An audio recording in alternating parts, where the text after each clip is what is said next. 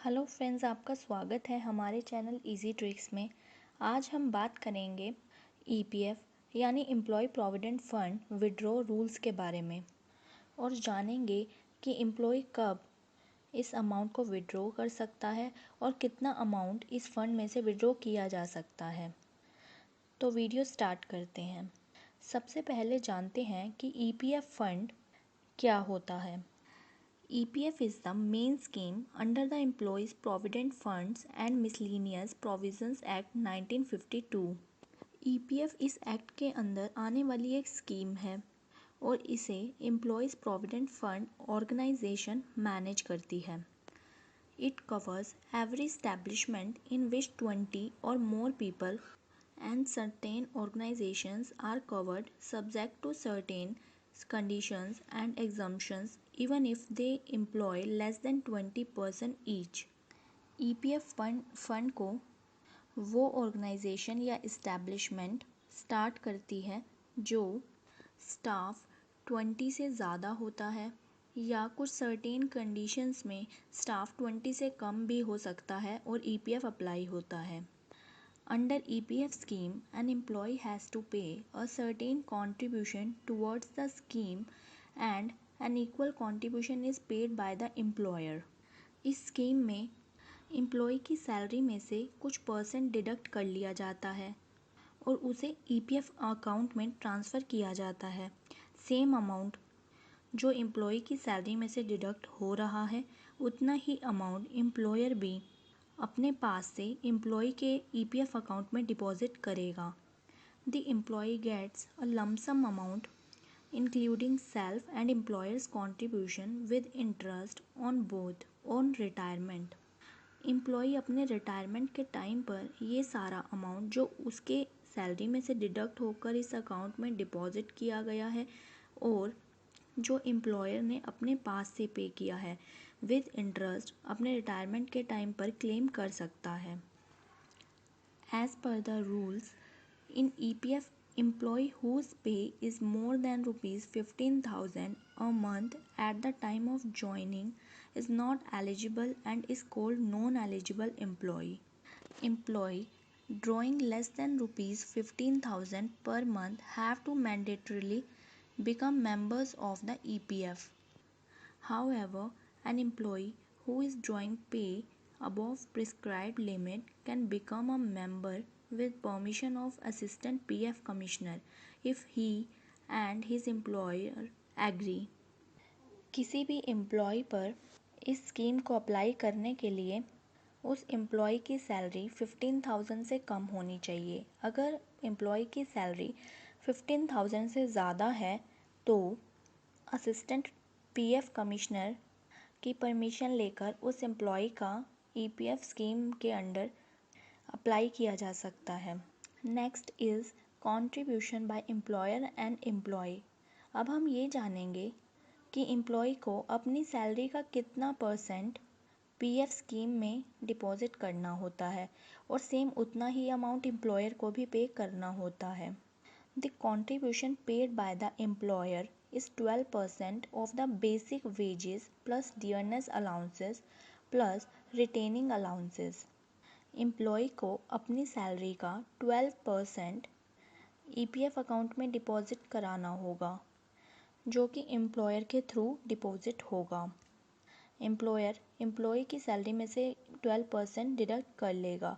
यहाँ सैलरी का मीनिंग है basic wages plus dearness allowances plus retaining allowances. इसके अलावा अगर कोई और अलाउंसेस एम्प्लॉय रिसीव करता है तो उसको इसमें इंक्लूड नहीं किया जाएगा। इन the case of establishments which employ less than 20 employees or meet certain other conditions as notified by the EPFO, the contribution rate for both employee and employer is limited to 10%।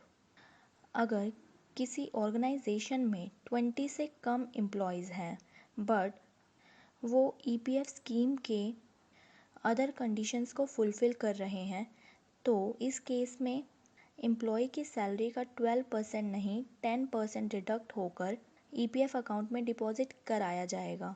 Same amount 10% he employer भी अपने पास से उस amount को employee के EPF account में deposit करेगा। Next हम बात करेंगे higher voluntary contribution by employee और voluntary provident fund. The employee can voluntarily pay higher contribution above the statutory rate of 12% of basic pay। अगर एम्प्लॉई चाहे तो वो अपनी सैलरी में से 12% से ज़्यादा अमाउंट भी डिडक्ट करवा सकता है और उसे EPF अकाउंट में डिपॉजिट करवा सकता है। ऐसा वो अपने एम्प्लॉयर को नोटिस देकर कर सकता है। This is called contribution towards voluntary provident fund, which is accounted for separately. This VPS also earn tax-free interest। EPF account से एम्प्लॉय जो भी इंटरेस्ट अर्न करता है वो टैक्स फ्री होता है। वॉलेंट्री कंट्रीब्यूशन में जो 12% से अबोव अमाउंट डिपॉजिट किया गया है और उस पर इंटरेस्ट अर्न किया गया है वो भी टैक्स फ्री इंटरेस्ट ही होगा। However, the employer doesn't have to match such voluntary contribution। Employer को जितना अमाउंट एम्प्लॉई अपने EPF अकाउंट में डिपॉजिट करा रहा है इस केस में उसे मैच करने की ज़रूरत नहीं है। मैक्सिमम 12% ही एम्प्लॉयर को अमाउंट पे करना होगा।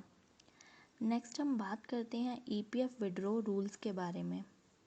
Money from the EPF account cannot be withdrawn during employment, unlike a bank account। Employee provident fund account में से मनी किसी भी टाइम विड्रॉ नहीं की जा सकती। इसके कुछ रूल्स हैं। EPF is a long-term retirement saving scheme। The money can be withdrawn only after retirement। इसमें डिपॉजिट किया गया अमाउंट रिटायरमेंट के टाइम पर ही विड्रॉ किया जा सकता है।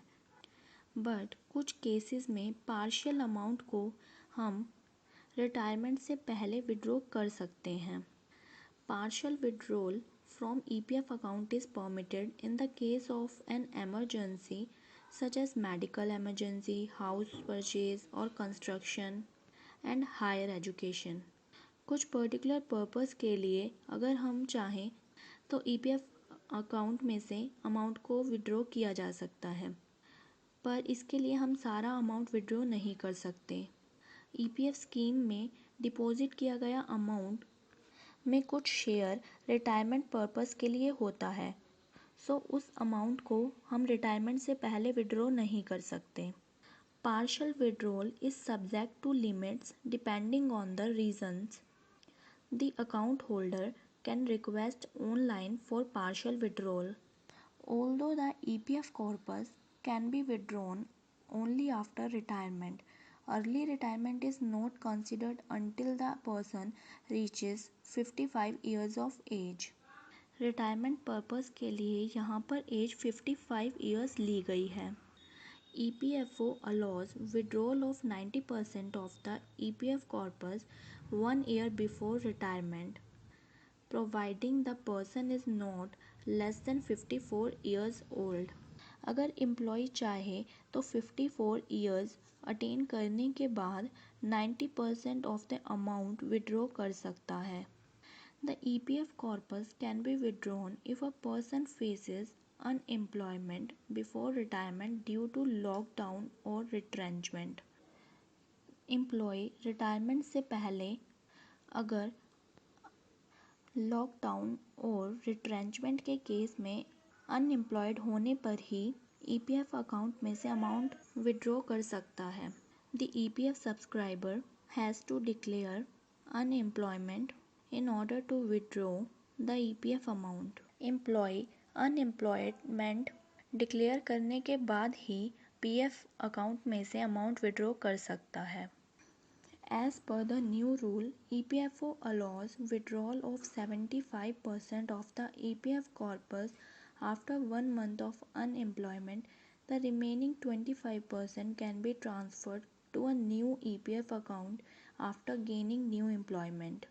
EPF rules के according Employee Provident Fund Organization allow करती हैं अगर पर्सन अनएम्प्लॉयड है तो जॉब क्विट करने के 1 मंथ के बाद 75% ऑफ ईपीएफ अमाउंट विड्रॉ कर सकता है और रेस्ट 25% एक नए ईपीएफ अकाउंट में ट्रांसफ़र कर दिया जाएगा। जैसे ही एम्प्लॉय एक न्यू एम्प्लॉयमेंट में होगा तभी वो 25% अमाउंट एक नए अकाउंट में डिपॉजिट कर दिया जाएगा। Tax is deducted at source on premature withdrawal of the EPF corpus. However, if the entire amount is less than rupees 15,000, then TDS is not applicable. अगर एम्प्लॉय ईपीएफ फंड का pre mature withdraw करता है तो उस पर TDS deduct होगा, but अगर entire amount 50,000 से कम है तो TDS डिडक्ट नहीं होगा। Keep in mind, if an employee provides PAN with the application, the applicable TDS rate is 10%.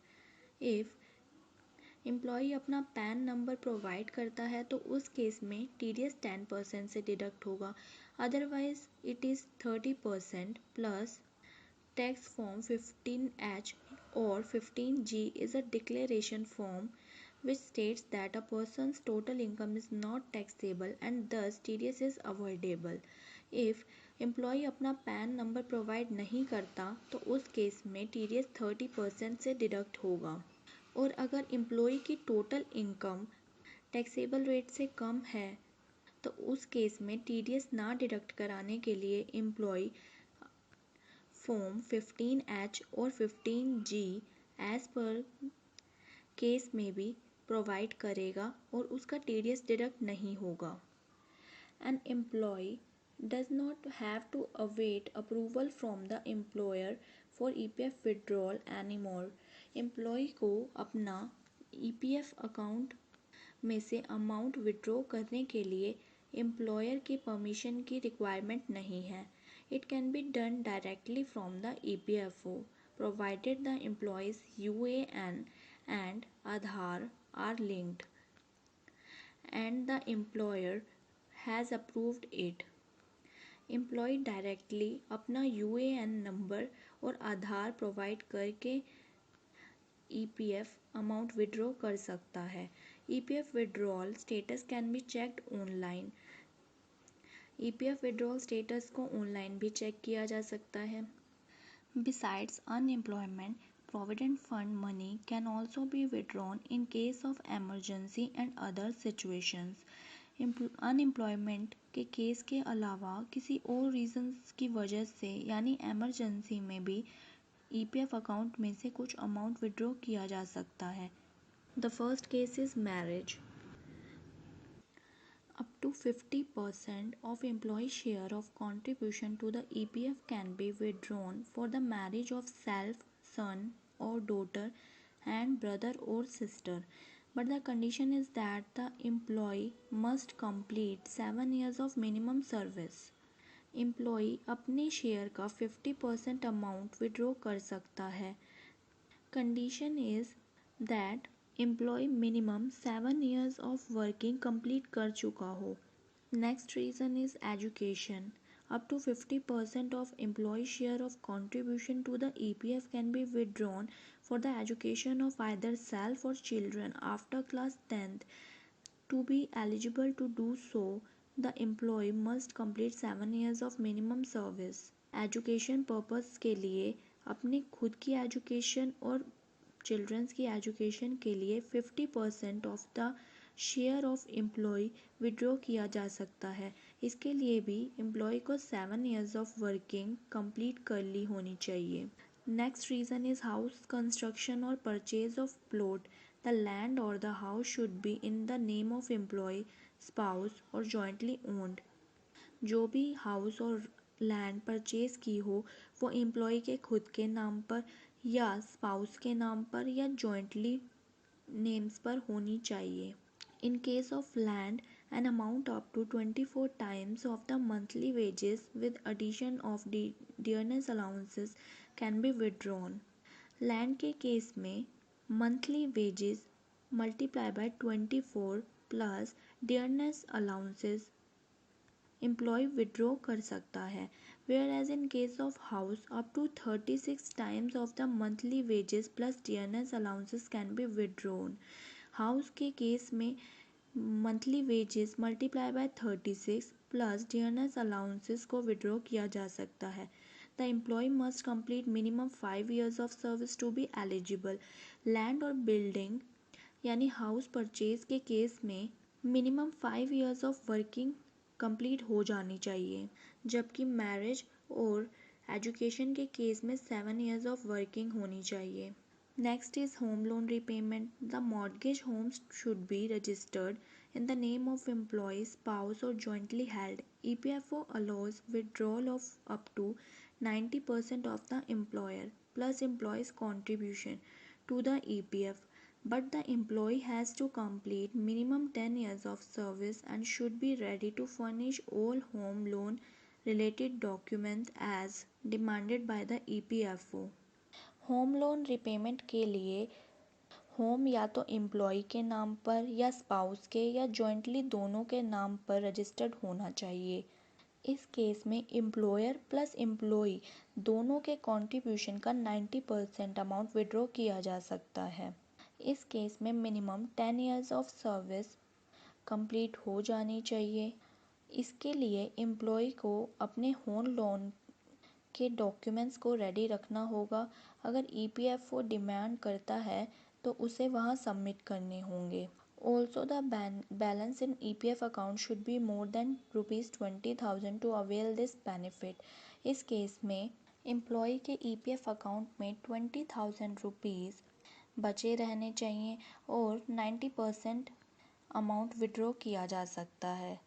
अगर ₹20,000 उसमें रेस्ट बचते हैं तभी 90% अमाउंट को विड्रॉ किया जा सकेगा. Next case is renovation of house. EPFO allows withdrawal of up to 12 times the monthly wages earned, subject to the condition that the house is in the name of employee or spouse or held jointly, and the employee should have completed at least 5 years of service. Renovation of house के case में employee के monthly wages का 12% amount withdraw किया जा सकता है. जिस house को रिनोवेट किया जा रहा है वो हाउस या तो एम्प्लॉय या स्पाउस या जॉइंटली नेम्स पर रजिस्टर्ड होना चाहिए एंड एम्प्लॉय के 5 years इन सर्विस कंप्लीट होने चाहिए रिनोवेशन ऑफ हाउस के केस में. Next is medical treatment. For employees, spouse, parents or children, EPFO allows withdrawal up to 6 times of monthly salary. In case of withdrawal due to medical reason, the cause of minimum service is not applicable. Medical treatment के case में employee अपनी salary का 6 times amount withdraw कर सकता है. Medical treatment employee, spouse, parents या children का होना चाहिए. इस केस में मिनिमम सर्विस का क्लोज एप्लीकेबल नहीं होता.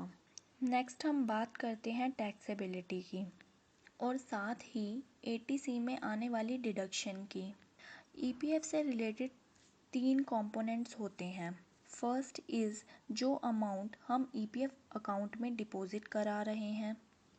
सेकंड इज़ जो उस पर इंटरेस्ट मिल रहा है. एंड थर्ड इज़ जो हम अमाउंट विड्रॉ कर रहे हैं. विड्रॉल एज द केस में B. For the first component यानी जो भी हम EPF में अमाउंट डिपॉजिट कर रहे हैं, जितना भी हम ईयरली डिपॉजिट करते हैं EPF अकाउंट में, उस अमाउंट को हम सेक्शन 80C में under chapter 6A as a deduction claim कर सकते हैं. यानी हमारी ग्रोस सैलरी में से, ग्रोस टोटल इनकम में से उस अमाउंट को माइनस कर दिया जाएगा और रेस्ट अमाउंट पर हमें टैक्स पे करना होगा. यानी EPF स्कीम में अमाउंट डिपॉजिट करना हमारे लिए बेनिफिशियल होगा as per 80C. Next is जो हम इंटरेस्ट रिसीव कर रहे हैं ईयरली ऑन EPF अकाउंट. जैसा कि आप जानते हैं जो भी हम इनकम अर्न करते हैं उस पर हमें टैक्स पे करना होता है. But interest from EPF account is exempted from tax. इस पर हमें कोई भी टैक्स पे नहीं करना होता। नेक्स्ट हम बात करते हैं विड्रॉल ऑफ ईपीएफ अमाउंट की। हम इसे जब भी, जैसे भी, जिस केस में बताए गए सभी रीजंस की वजह से हम इसे अगर विड्रॉ करते हैं तो उस केस में भी ये विड्रॉ किया गया अमाउंट टैक्स फ्री होता है। विड्रॉल अमाउंट पर भी हमें टैक्स पे नहीं करना होता। As the withdrawal of EPF balance after 5 years of continuous service is tax free, it will be tax exempt. अगर हम 5 years के बाद ईपीएफ अकाउंट में से अमाउंट विड्रॉ करते हैं तो वो टैक्स फ्री अमाउंट होगा। उस अमाउंट पर हमें टैक्स नहीं पे करना होगा। But as per the PF withdrawal rules, tax on provident fund withdrawal before 5 years is applicable subject to the exemption as mentioned. As per the Provident Fund withdrawal rules, if the employee has not worked for a continuous period of 5 years, the amount withdrawn is not tax-free in the hands of employee in the year of receipt. अगर 5 years से पहले employee अपना amount withdraw कर लेता है तो उस case में निकाला गया अमाउंट टैक्स फ्री नहीं होता है। बट कई केसेस में अगर एम्प्लॉय 5 years से पहले भी अपना अमाउंट विड्रॉ कर लेता है तो वो टैक्स फ्री होता है। ये रीजंस होते हैं जैसे इल हेल्थ और due to employer closing down the business और for any other close beyond the control of employee. इन रीजंस की वजह से अगर एम्प्लॉय के 5 years कंप्लीट नहीं हुए हैं और उसे पीएफ अमाउंट विड्रॉ करना पड़ता है तो वो अमाउंट टैक्स फ्री होगा। आई होप आपको ये वीडियो पसंद आई होगी। Thank you for watching the video. Please like and share the video and subscribe the channel.